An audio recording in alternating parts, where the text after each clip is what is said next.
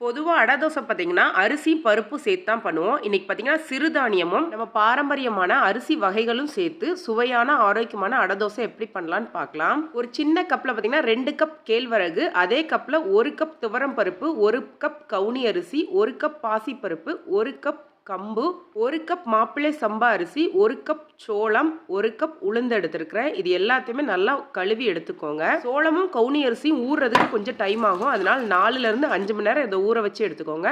இந்த அளவுக்கு ஊறினதுக்கு அப்புறமா மிக்சியில் போட்டு அரைச்சி எடுத்துக்கலாம். 1 டீஸ்பூன் சீரகம், 1 டீஸ்பூன் சோம்பு, கொஞ்சமாக இஞ்சி, 3 வரமிளகா, மஞ்சள் தூள் கொஞ்சமாக சேர்த்துக்கோங்க. உப்பு தேவையான அளவு சேர்த்து இது எல்லாத்தையுமே கொஞ்சம் கொஞ்சமாக சேர்த்து கொஞ்சம் கொரகொரப்பாக அரைச்சி எடுத்துக்கோங்க.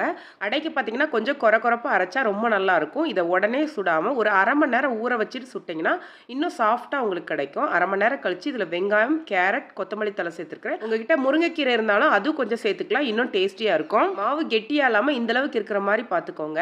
இப்போ அடை ஊற்ற ஆரம்பிச்சலாம். கொஞ்சமாக ஊற்றிட்டு மூடி வச்சுக்கோங்க. நம்ம பருப்பெல்லாம் சேர்த்துருக்கனால மூடி வச்சு வேக வைக்கும் போது இன்னும் நல்லா வெந்து வரும். இதே தோசை மாவு பார்த்தீங்கன்னா வெங்காயம், கேரட்லாம் சேர்க்காம நார்மலாக தோசை மாதிரி ஊற்றி எடுத்தாலும் நல்லா முறுமுறுன்னு டேஸ்டியாக வரும். முறுமுறுன்னு சாப்பிடணும்னு விருப்பப்படுறவங்களுக்கு இந்த மாதிரி ஊற்றி கொடுக்கலாம். இந்த அடை தோசை பார்த்தீங்கன்னா ஆறுனப்புறம் சாஃப்டாகவே இருக்கும். டேஸ்ட்டும் ரொம்ப நல்லாயிருக்கும். இதுக்கு பெஸ்ட்டு காம்பினேஷன் பார்த்தீங்கன்னா தேங்காய் சட்னி தான். கண்டிப்பாக ட்ரை பண்ணி பார்த்துட்டு கமெண்ட் பண்ணுங்கள். வீடியோ பிடிச்சிருந்துச்சுன்னா லைக் பண்ணுங்கள், ஷேர் பண்ணுங்கள். நன்றி, வணக்கம்.